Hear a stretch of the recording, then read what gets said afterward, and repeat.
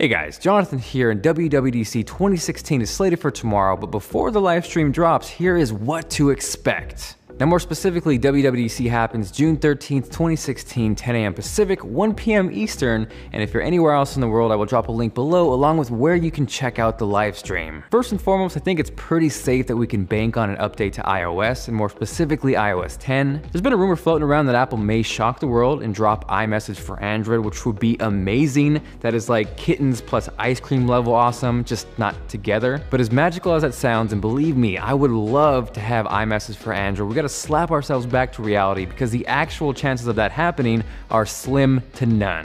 What actually may happen though is finally the ability to hide stock applications. And if you're on Android and you've been able to do this for the past 59 years, that is awesome. But for once, let's just throw a little love towards iOS's way and be happy that they could finally join the party.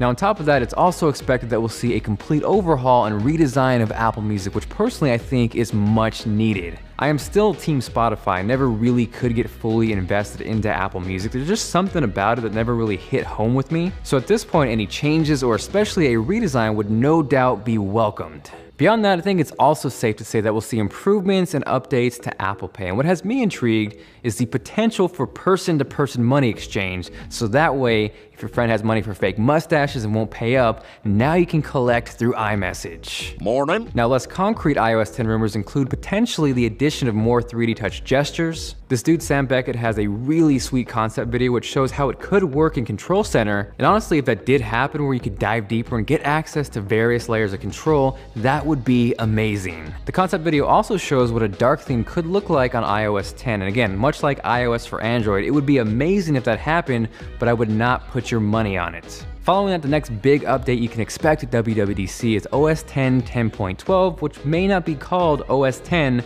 10.12. What that actually means is there's a good chance we'll see a name shift from OS X to simply macOS, which will line up more consistently with tvOS, watchOS, and of course, iOS. The bigger variable than that though is the name. We all know Apple ditched the cats a while back, but are they going to continue with the California National Park theme? I mean, I could see Craig in his beautiful, beautiful hair up there on stage saying, "Welcome to macOS Sequoia, Mojave, Joshua Tree, Golden Gate, Alka," and that's probably not going to happen, or there's potential to completely change the theme altogether. As far as features go, the big additions that are rumored to happen right now are the implementation of Siri and an update to Photos. As many of you are aware, Apple decided to old yeller iPhoto and replace it with a very basic Photos app. And while that was extremely minimal, I think we can look forward to some more complex functionality being brought back to the app. Following that, the next thing you can expect are updates to both tvOS and watchOS, although I wouldn't expect anything major. There is more than likely not going to be an announcement of a new Apple Watch, but more than likely what everybody wants, more bands. But on a serious note, these announcements are more of a, hey, look at us, we're still alive, because something cooler is happening later in the year.